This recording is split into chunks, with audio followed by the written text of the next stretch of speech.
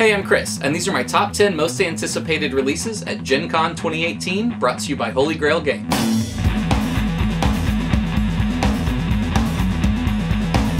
So I went through the Board Game Geek list of all the Gen Con preview stuff. There's over 500 releases, and I went through and I picked the games that I'm obviously most excited about. A couple caveats about this list before we get into it. I'm going to go real fast through each one of them, just giving you a little brief overview of each one so you can see if you're interested in it. Linked below, there's a geek list that has all 10 of these games, as well as like 50 others that I was interested in, so you can check those out. These are only games that are going to be for sale at the con, not games that are being just for demo, things like that. These are only standalone games. I did not include any expansions on this list. And also, any of the games that were on my Origins most anticipated list that came out a couple months ago before Origins, I did not repeat on this list. So games like Reef, Welcome To, and Coinbrier that I was very excited about, I'm not excited about them now. It's just they've already been on that list. That list video is linked below, so you can check that out because most of those games overlap with Gen Con releases. Okay, into the games. Number 10 is My Little Scythe from Stonemaier Games.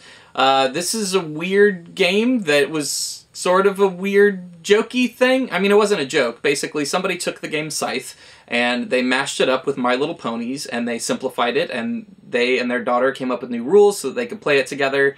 That game was a print and play game on Board Game Geek, and it won Print and Play Game of the Year last year.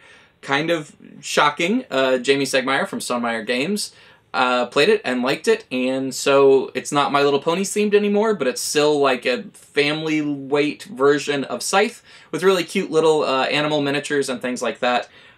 This is just an interesting thing. It's interesting to see a fan kind of make a riff on a game that actually comes out, so I'm definitely excited to check it out. Number 9 is Arboretum from Renegade. This is going to be the second edition of Arboretum. Arboretum came out several years back and was very well liked, but never got more print runs, so it's been out of print for a couple years and very hard to find and pretty expensive on the aftermarket. So I'm very excited that this game is getting a new life in a second edition. I'm a big fan of the game. I've never gotten a copy, so now I'll be able to have a copy.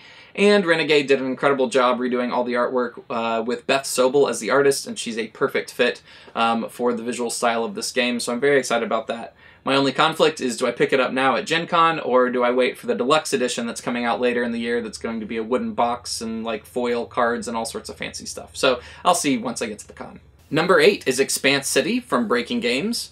I started hearing quite a bit of buzz about this game coming out of Dice Tower Con. A lot of people whose opinions I respect and like said that they really, really enjoyed it. So I'm excited to try this one out. This one also reminds me a little bit of Quadropolis, which is a game that came out a year or two back that I'm a big fan of. So I'm excited to see kind of a riff on that a little bit as a city building game.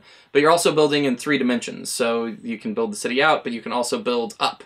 And you're building different types of buildings up, and you're collectively building the building. So it's when you like cap it and put a roof on it, and different people have different scoring objectives, so different people are going for different things, so they have different reasons to put roofs on buildings at different times. So that seems really interesting. I like light games. It seems like a nice light game, and it has a really great table presence with like the 3D city that you build, so excited to check it out. Number 7 is Brass Birmingham. This is coming out from Roxley Games. This is one of 2 Brass games that Roxley Games is releasing at the con this year. The other being Brass Lancashire, which that is a new edition of the classic Martin Wallace game Brass, where Brass Birmingham is a sequel to the classic Martin Wallace game Brass, obviously. So I'm excited to see the sequel. I'm excited for both of them because I love Brass.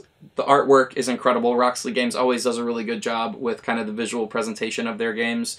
Brass Birmingham adds a new action as well as some other elements, so I'm really excited to see kind of a new iteration on a game that I love with some new fresh takes on it. So definitely excited about this one. Number 6 is Wendake from Renegade. This is a worker placement game with a really interesting action selection mechanic, and I'm kind of a sucker for puzzly action selection mechanics in games, and this one definitely has that, where you're working with a 3x3 grid. This action selection actually reminded me a little bit of Ulm, which was a game that came out a couple years back. I thought I was going to love it, and I didn't wind up loving it, so I really hope the thing I wanted from Ulm I get from this. You have a 3x3 grid of actions, so you've got 9 possible actions to take. And once you take one, then the subsequent action has to either be in the row, column, or diagonal of the action you took, and then the third one obviously needs to complete that row, column, or diagonal. So there's some kind of like tension of like what I need to do on this turn, but will that allow me to do the thing I need to do on turn 2 and turn 3. And then you're able to upgrade your actions, so you're going to be changing out the things in your grid. So that seems really cool to me. I'm really excited about that, so I really hope I like it. Number 5 is Kashgar. This is coming out from Grail Games. This was a Cosmos release from several years back. It never got an English language implementation, and there was a ton of text on cards, so it was really hard to import, and kind of you'd have to sticker all this stuff, so I didn't play it back then. But I got to play it at Origins this year, and I really liked it. It was a very interesting game that, despite the fact it's several years old, felt like a fresh take on like deck builders, where you have 3 different columns that I think are like your trade parties or whatever. I don't know. It's a Euro. The theme was very tacked on.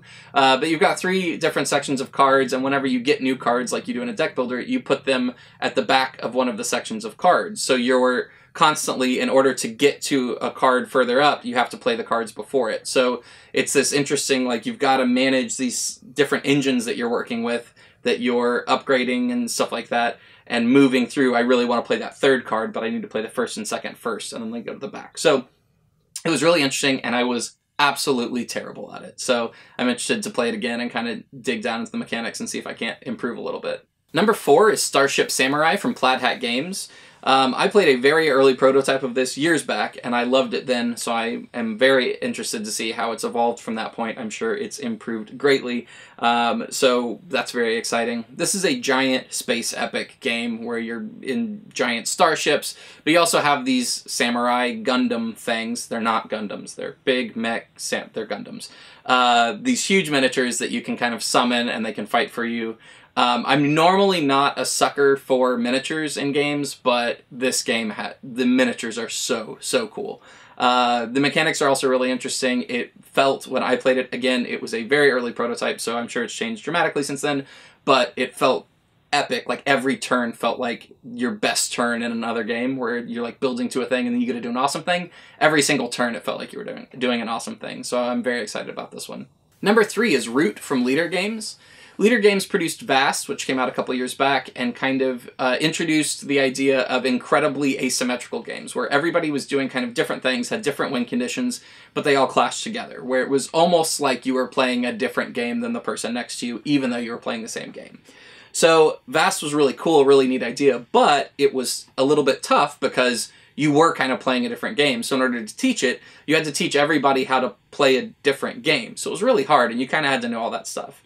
Root seems like a simplification of that, where everybody's still working with the same kind of base mechanics, but you have different ways in which you can win the game, and those are going to intersect. So I'm excited about the kind of interesting, fun, asymmetrical play of Vast, but in a kind of more simplified, not necessarily simplified, but easier to teach and easier to comprehend system. That's very exciting to me. Also, I absolutely love the art style in this game. It's very kind of like children's book-esque or like cartoony over the garden wall. It looks great. Number 2 is Gizmos from Simon Games. This is a game by Phil Walker Harding. For my money, Phil Walker Harding is the absolute best light Euro game designer working today. I have at least liked every single one of the games he's ever made, if not absolutely loved them, so I'm always incredibly excited to see what he's doing. This is an engine building game where you're literally building engines, you're building little gizmos and stuff, but you're doing it with this interesting kind of marble selection mechanic where you need different colors of marbles in order to complete different engines, and there's this big kind of funnel tower in the middle of the board that has marbles coming out of it, and you get those marbles in order to complete your engines, but whenever you complete an engine, it gives you a bonus, or it's like an extra red marble, or draw 2 random marbles, or whatever. So you're building these like chains of actions where they'll, you know, like an engine building game will get better with time, and then when they activate, you can like finish this one to finish this one to finish this one. So I love light Euro games. I love Phil Walker Harding's designs. Simon puts out really nice looking stuff, so this one seems like a no-brainer for me. Number 1 is The Rise of Queensdale from Aaliyah. This is an interesting thing because it is designed by Inka and Marcus Brand, who are very good Euro game designers, and Aaliyah has made a lot of very good Euro games, so it's going to be a very Euro take on the Legacy game, so this is very interesting to me. I was a big fan of Charterstone that came out last year, which was kind of a Legacy Euro game, so I'm interested to see what this one does. It's based around worker placement mechanics, so Euro-y, obviously, but there's also some dice rolling in it, and you can upgrade your dice. I really like being able to do that in games. but kind of the hook that's so weird and interesting is you're playing on a hex map, but you're able to like remove parts of it to uncover different parts under it. And it comes with literally a tiny little plunger that you like suck down on a tile and pull it up, and it'll pull off, and then the board changes as the world changes. So legacy games are hit or miss, and when they hit hard, and when they miss hard. So I don't know how this one will go. I'm very excited, because if all the things come together to make a good game, it's going to be a really, really good game that's very up my alley. So I've got my fingers crossed on it. We'll see. All right, those are my top 10 most anticipated games coming out at Gen Con 2018. Make sure you subscribe to this channel. I do board game news every week, so if you want like quick little 5-minute segments on the biggest happenings in the board game world, that's a great way to do that. I also have a Patreon, so if you appreciate this content, if you like what I do, I would very much appreciate if you throw a buck or two my way, because it is why I'm able to make these videos and why I'm able to go to these conventions and bring all the news and stuff. Also follow me on social media. I'm at Chris Bryan Games on Instagram and Twitter. That's a great way to keep up with what's going on in the board game world. I will not be doing board game news next week because I will be headed to Gen Con. So if you see me at Gen Con, if you're going, definitely stop me and say hi. I really like meeting all of you. So yeah, sounds good. And I will see you at Gen Con.